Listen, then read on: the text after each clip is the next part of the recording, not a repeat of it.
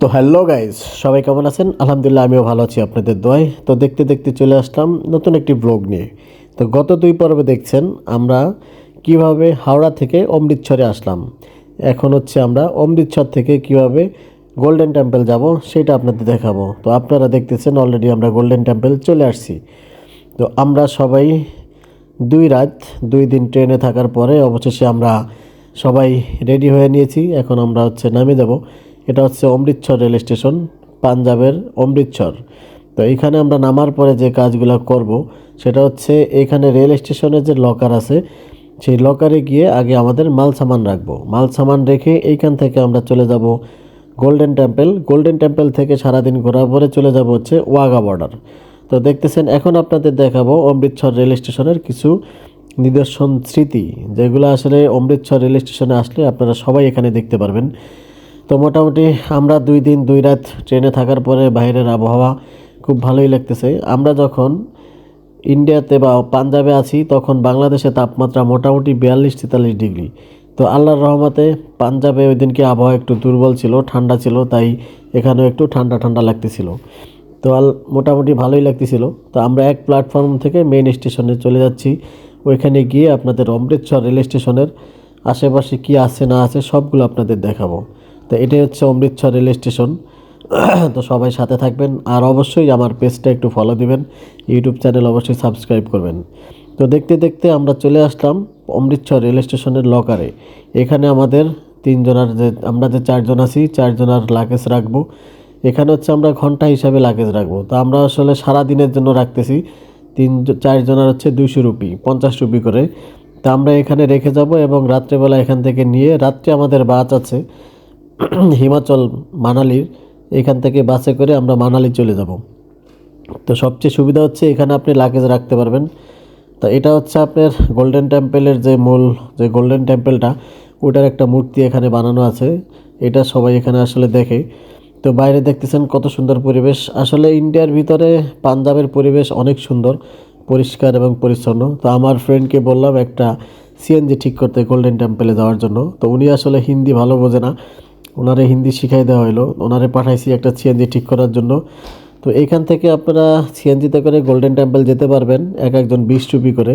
আমরা 4 জন 80 রুপি লাগছে যেতে। তো আপনারা এখান থেকে ফ্রিও যেতে পারবেন। আপনারা এখানে গোল্ডেন টেম্পলে যাওয়ার জন্য অমৃতসর রেল স্টেশন থেকে নামার পরে অপর সাইডে দেখবেন একটা বড় গাছ আছে।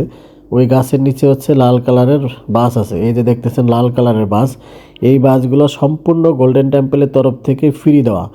এই বাসে করে আপনারা গোল্ডেন টেম্পল যাবেন এবং গোল্ডেন টেম্পল থেকে ফেরত আসবেন টোটালি ফ্রি। আরও মজার বিষয় হচ্ছে গোল্ডেন টেম্পলে আপনার জুতা সহ ঢুকতে দেবে না, ওইখানে যে জুতা রাখবেন ওইটাও ফ্রি। এবং সারাদিন ঘোরার পরে ওখানে লঙ্গরখানা আছে খাবারের জন্য, ওইটাও আপনার খাবারও ফ্রি। তো এই দাদার সাথে আমার বন্ধু কথাবার্তা বলে বুঝতে চাইতেছে আসলে কিভাবে গেলে আমাদের ভালো হবে। তো উনি আমাদের বুঝাইলো যে আপনারা এখান দিয়ে যদি ফ্রি বাসে যান তাহলে টেম্পলের কাছাকাছি নামতে পারবেন, কোনো টাকা পয়সা লাগবে না। আর যদি ফ্রি না যান, সিএনজিতে যদি যান, তাহলে একটু দূরে নামাই দেবে, ওইখান থেকে হেঁটে তারপরে গোল্ডেন টেম্পল পর্যন্ত আমাদের যেতে হবে। তো আমরা চিন্তা করলাম আসলে ফ্রি বাসে অনেক গাদাগাদি হবে। যেহেতু আমরা 2 দিন 2 রাত জার্নি করে আসছি, আমরা একটু রিল্যাক্স মুডে থাকতে চাই, যার কারণে আমরা একটা সিএনজি ঠিক করব। সিএনজিতে করে আমরা হচ্ছে গোল্ডেন টেম্পল যাব। আর বিশেষ কথা হচ্ছে আপনারা এখান থেকে গোল্ডেন টেম্পল সিএনজিতে গাড়ি ভাড়া করে যেতে পারেন বা ফ্রি বাসেও যেতে পারেন। এখানে ফ্রি বাস পাওয়া যাবে লাল কালারের। এটা গোল্ডেন টেম্পলের তরফ থেকে দেওয়া। যত লোক স্টেশনে নামে তারা সবাই এই ফ্রি বাসে করে গোল্ডেন টেম্পল যায় এবং ফ্রি বাসে করে এখানে আসে। এখান থেকে ট্রেনে করে ইন্ডিয়ার বিভিন্ন জেলায় চলে যায়। তো আমরা দেখতেছেন একটা সিএনজি রিজার্ভ করে ফেলছি, এক একজন 20 রুপি করে। ওই দাদা অনেক একটা ভালো মানুষ, দাদার সাথে কথাবার্তা হলো, গল্প গুজব হলো। দাদার গাড়িতে করে চলে যাব এখন আমরা হচ্ছে গোল্ডেন টেম্পল। তো যেতে যেতে বাইরের কিছু দৃশ্য আপনাদের সাথে শেয়ার করব। তো সবাই সাথে থাকবেন, ধন্যবাদ সবাইকে। তো অলরেডি আমরা টেম্পলের কাছাকাছি চলে আসছি, এখানেই আমাদের নামিয়ে দেবে, কারণ সিএনজি এখান থেকে আর বেশি দূরে যায় না। আর আমরা হচ্ছে এখান থেকে নেমে সকালের নাস্তা করবো আগে। আসলে আমাদের 2 রাত 2 দিন তেমন একটা খাওয়া সুবিধাজনক হয়নি। এটা হচ্ছে ব্রাদার্স ধাবা। এই ধাবায় খাবারের মানটা অনেক ভালো ছিল। আর দেখতেছেন আলু পরোটা, ছোলা বাটোরা এবং আনারের চাটনি এবং ঘি এবং টক দই।